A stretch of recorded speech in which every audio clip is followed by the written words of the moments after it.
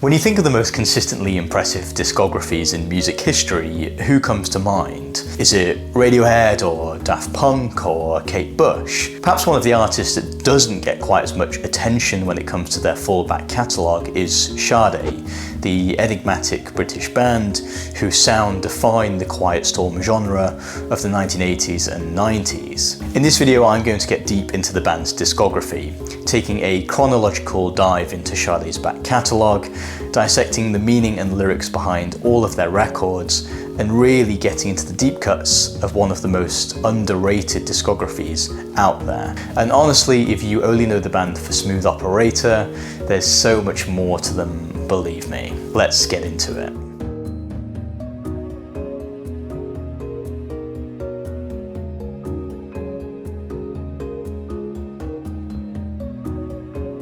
At the centre of Sade's sound is the Nigerian-born, London-raised vocalist Sade, full name Helen Folashade Adu, who has become personally synonymous with a kind of cool, refined brand of boudoir pop. Growing up, Adu immersed herself in the soul and club scene of London, but she also liked the smooth sound of English rock, such as the band Traffic. Dancing in nightclubs, Adu would often ask the DJ to end the evening by playing Traffic's Walking in the Wind.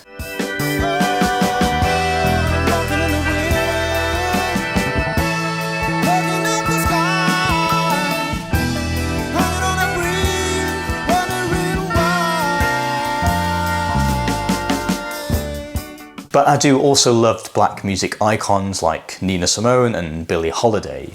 She was really into UK pirate radio like Radio Caroline as well, and fondly remembers being blown away when she first heard the endlessly funky Gil Scott-Heron track, The Revolution Will Not Be Televised. There will be no pictures of pigs shooting down brothers on the instant replay. There will be no pictures of pigs shooting down brothers on the instant replay. There will be no pictures of Whitney Young being run out of Harlem on a rail with a brand new process. There will be no slow motion or still life of Roy Wilkins strolling through Watts in a red, black, and green liberation jumpsuit that he has been saving for just the proper occasion. Adu was also a fan of Lovers Rock, the sweetly sensual, slightly narcotic brand of reggae that was all the rage in the UK in the mid-1970s. Adu was exposed to all of these various influences, and she began singing backup vocals for the London-based band Pride, who played a kind of heady mix of Latin, funk and disco.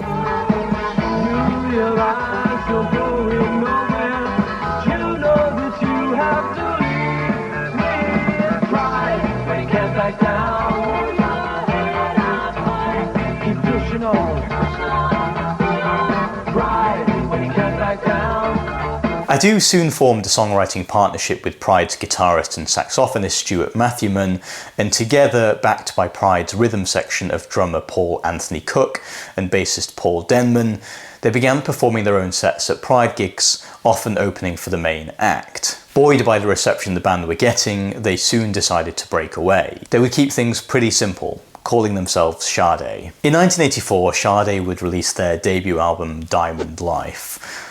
Now, the first thing you notice when you listen to Diamond Life is how remarkably fully formed the band's sound was on this first effort. In a profile with Rolling Stone in 1985, Adu talked about how the band landed upon their signature sweet tone sound. She said, "We don't sit around and say, right, we're going to create this sound. It happens too naturally for us to even intellectualize about. When we create a song, it's just the way it goes. Our music is clearly pop because it's easy to understand, it's all simple and unpretentious, and that's what music is to me. It should take you somewhere and move you in some way, and that's what I want our songs to do." As if to underscore the band's ambition to be as accessible as possible, Diamond Life kicks off with the huge single Smooth Operator. Honestly, it's a song that deserves its own documentary, but in short the song spins a yarn about a globe-trotting playboy who philanders and breaks hearts across the world. He's laughing with another girl, playing with another heart, placing high stakes, making hard safe. He's loved in 7 languages. These days, Smooth Operator has become the go-to theme song for self-anointed womanizers the world over.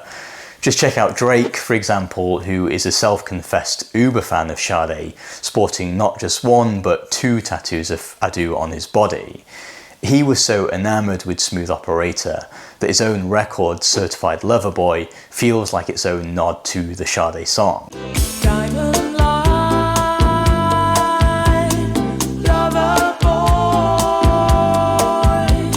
However, whilst Drake imagines himself as a globe-trotting stud, the titular Smooth Operator at the heart of Sade's song is a man whose heart is cold.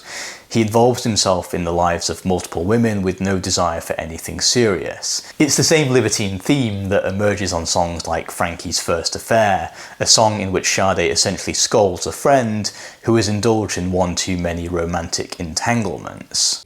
Oh, it's a crying shame. You left a trail of destruction. Heartbreaker, you know now. They really did care, 'cause it's your first affair. Now, if two-timers were at the centre of Smooth Operator and Frankie's First Affair, at the heart of other songs on the album is a different kind of love, one of consistency, monogamy and commitment. Take the song Hang On To Your Love, for example, which itself is a deep rallying call to stick out the low points in a relationship when times get tough. The song has the feeling of therapy, I think, as Adu seems to take on the role of consoling a friend who is considering leaving a rocky relationship. You wanted to get stronger, you better not let go. You gotta hold on longer if you want your love to grow. Gotta stick together, hand in glove.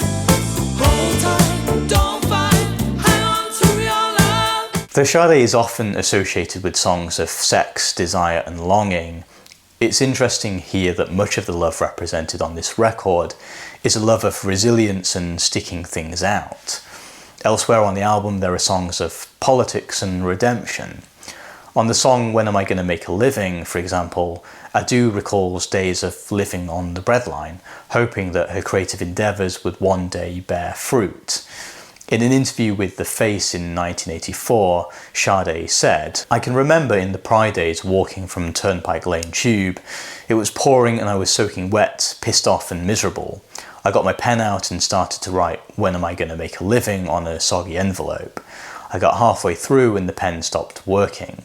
That song's our anthem now." Though the band's success would soon catapult them to glitzy highs, you can see how on this record they saw themselves as a voice of the downtrodden in society.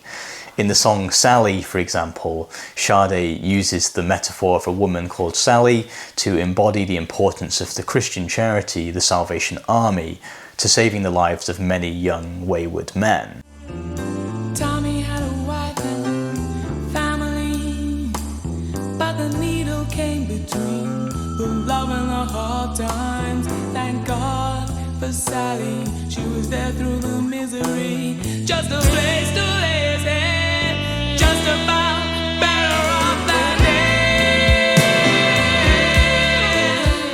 Whilst Sade's music is often perhaps unfairly, retrospectively characterised as just sexy and smooth, Diamond Life reveals the band as not only able to write catchy hooks with undulating bass runs and soaring sax lines, but also songs that reveal a tendency towards themes like commitment and perseverance in love and life, often underpinned by a deep melancholy. Propelled by the success of the record's huge singles, Diamond Life would be transformative for Sade. With the album doing so well, it's fair to say that on their second record, 1985's Promise, the band simply doubled down. The songs on Promise are in the same imprint as the band's debut album, carried by a seductive kind of melancholy that was just as effective as the band's first record, even if perhaps the songs didn't sound quite as fresh. On Promise's opener, Is It a Crime?, Sade begs to a lover who spurned her. She likens her love for them as wide as Lake Victoria or taller than the Empire State Building. Here, love is some kind of implacable object that can't be denied, except that in the case of this unrequited lover, it is. It dives and it jumps and it ripples like the deep ocean.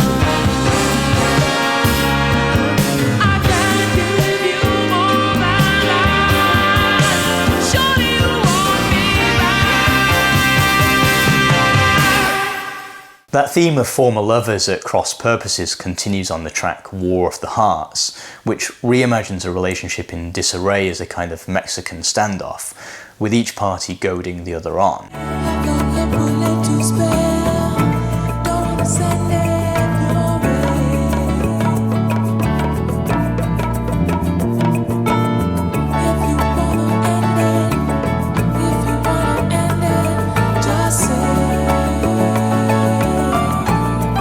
The other interesting thing about this record is it seems to include a number of callbacks to the first record. The song Mr. Wrong, for example, could easily be the return of the smooth operator that Adu warns listeners about on the first record. Like the smooth operator of Diamond Life, the Mr. Wrong on this record is a playboy, a man who treads on every girl ready to give him their affection. She's a fancy girl, so why she stand hanging on for Mr. Wrong? One of the things that it's easy to skim over when looking at the music of Sade is just how integral the band are to the sound. When we think of Sade, we tend to think of Helen Adu, the singer, but the group would not sound the same without the band's signature playing. Every single one of them plays a part in that, but I have to really single out Paul Denman's bass lines. Just listen to the bass line on Never As Good As The First Time, for example, which acts as a funky glue holding the song together.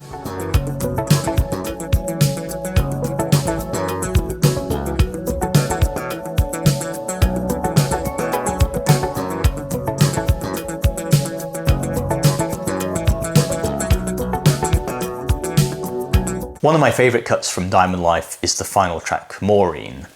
Whilst many of Sade's songs are about the love between two romantic lovers, whether that be uplifting love or disappointing love, in the closing song Sade pays tribute to a passed on friend of hers. You were my best friend, never gonna see you again, Maureen. And you never meet my new friend. You really were a pearl in my world, Maureen. Adu has said that this closing song is her favourite on the record, and making the decision to have this particular track at the end of the album seems to imply, I think, that whatever the fallout and tumult of the romantic relationships documented throughout the record, there is still love, support and stability in platonic relationships that you can depend on. In 1988, Sade would release Stronger Than Pride. Whilst Promise and Diamond Life had felt like a quick 1-2 punch at the height of success and released one after the other, the gap before the release of the third record, Stronger Than Pride, would start to set in motion a pattern in the band's future output. From this album onwards, the release date between records would widen and continue to widen some more. Some of that has to do with singer Helen Adu's increasing reluctance of some aspects of fame. In an interview quoted in the New York Times profile in 1988, Adu said, "I would never want to run away from making music and from my band, but there have been times when I found it almost intolerable reading ridiculous stories about myself over the breakfast table. I would love to retire from some of the things that go with the music." Around this time, when Sade cancelled 3 dates on a tour because of the critical illness of a band member's mother, the press wrongly reported that the tour had been cut short because of problems in Adu's love life. And later, whilst Adu was recording this new album, the British press incorrectly reported that she had been secretly married in the south of France. As a result, though on this third album much of Sade's trademark subject matter remains the same, the sound is starker and more reserved, perhaps representing Adu's reticence to be in the public spotlight. Listen to the opening song Love Is Stronger Than Pride, for example. That song retreads the band's similar themes of longing and desire, but the instrumentation is in stark contrast to the lush orchestral arrangement of Is It a Crime, for example, on the previous album. On this song, synth pads effervesce and a gentle drum pattern babbles in the background, whilst Adu's vocals glide serenely over the top. Won't pretend that I intend to stop living.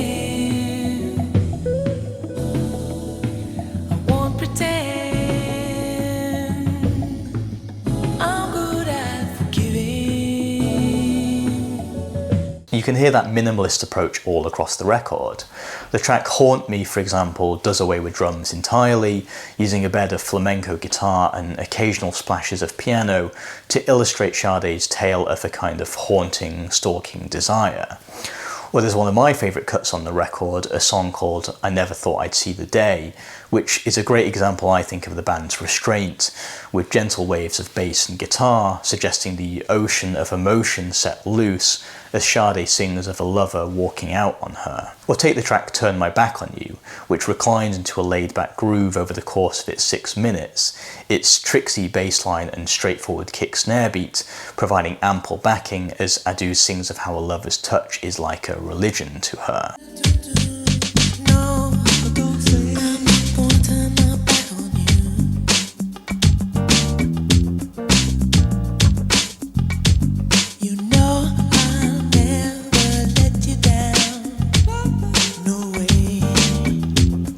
In the Rolling Stone profile from 1985, Sade explained her subtle approach to songcraft.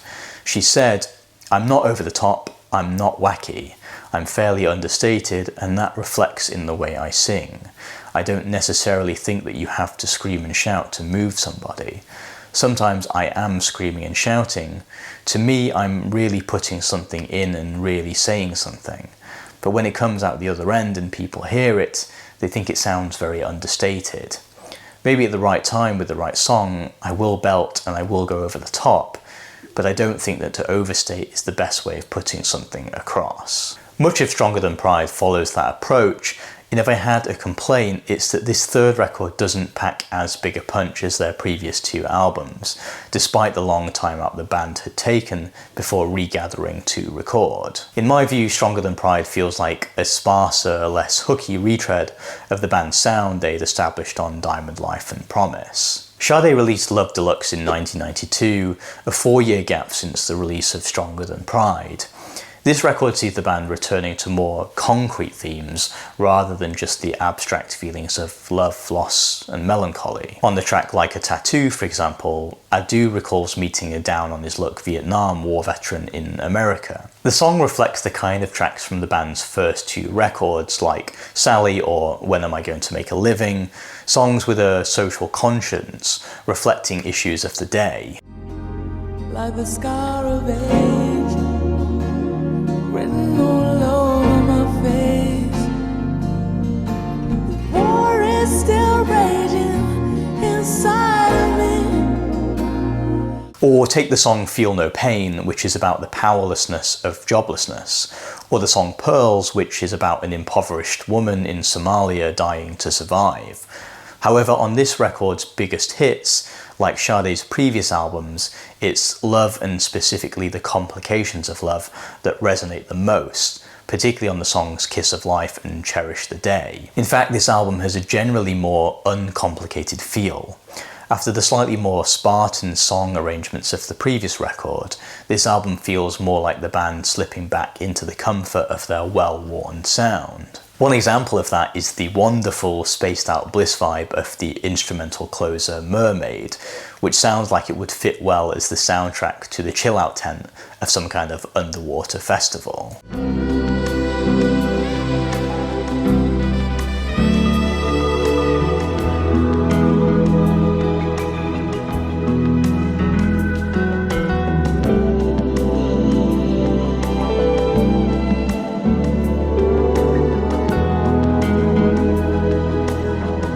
Love Deluxe has a spacier kind of feel to Sade's previous 3 records.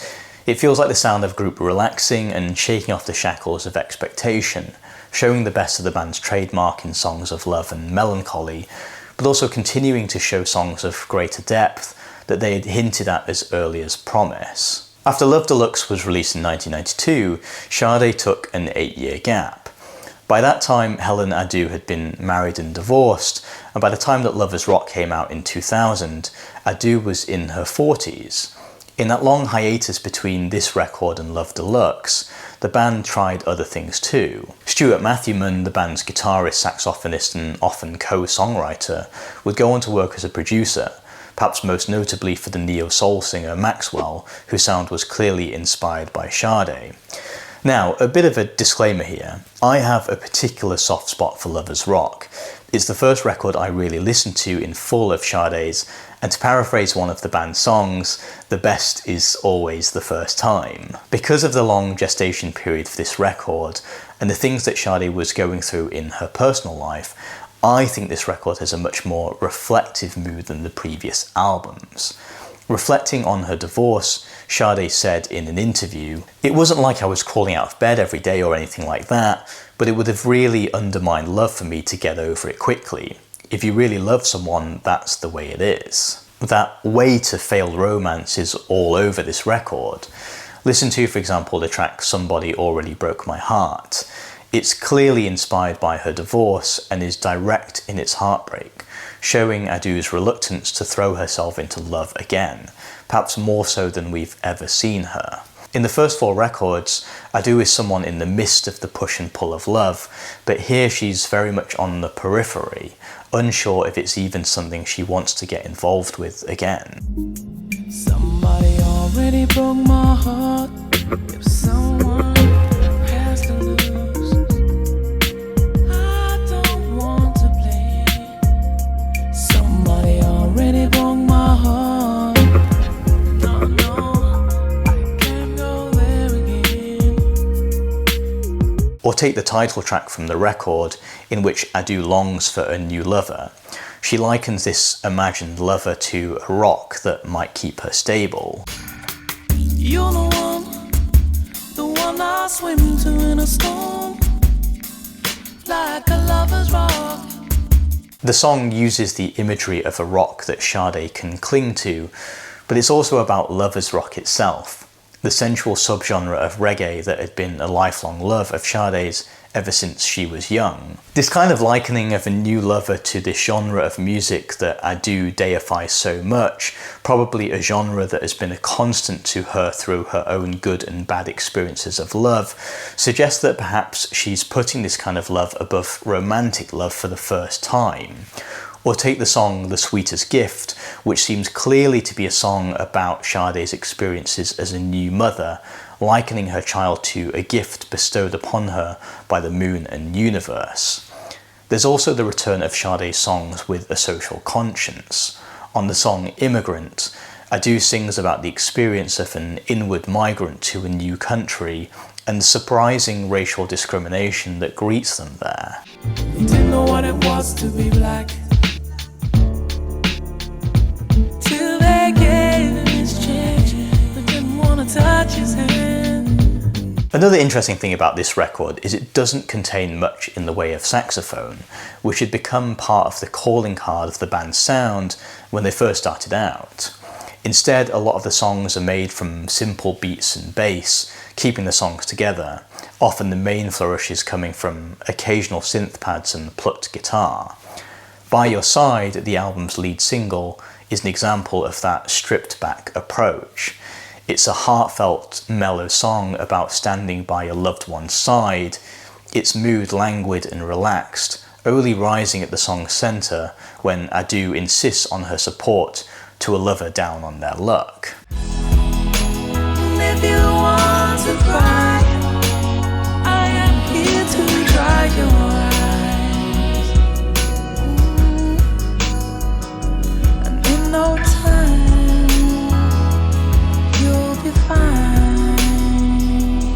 It's maybe my favourite Sade song across their entire discography. After a 10-year hiatus, the longest in the band's discography, Sade would release Soldier of Love. The Helen Adu we have on this record is a woman leaning into the period of late adulthood in her life. Baby Father, one of the singles from the record, does more than any other track on the album to highlight Sade's shifting priorities in her life. In the dub-influenced song, Sade praises the virtues of parenthood. The song underlines the point that, to her, the greatest love she has felt is as a parent to her own child. It feels like a continuation of the song The Sweetest Gift from her previous record, and as if to underline the point, she has her child add sweet, honeyed backup vocals to the track. Can I tell you that your daddy love you? Your daddy knows you're a flame. Your daddy knows you're a flame.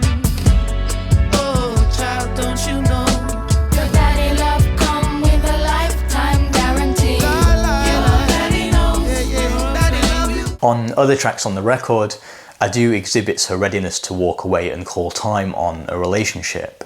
It stands in stark contrast to on previous albums when Adu would be the one sticking it out, weathering troubles in a relationship, standing by a faltering partner. That readiness to walk feels like a willingness to put herself above others, as if it's a lesson in love she's learnt the hard way. Take the track Skin, for example. I love you so. Sometimes love has to let go. So this time, don't think it's a lie.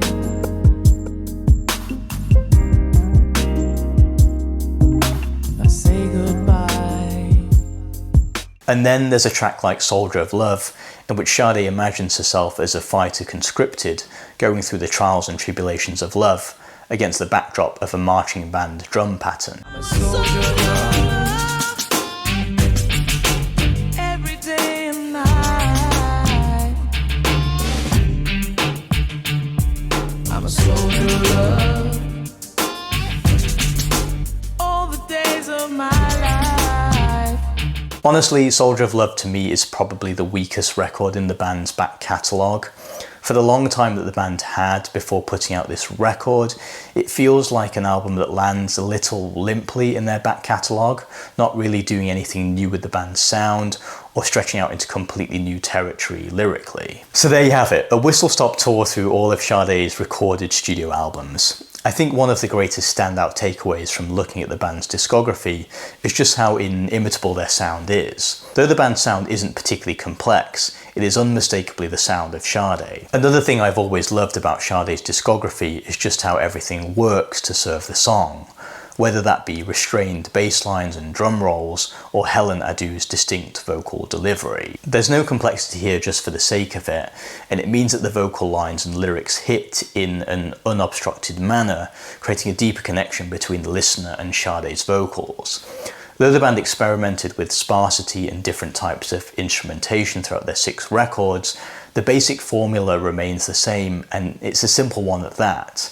Their sound always feels honest and authentically their own.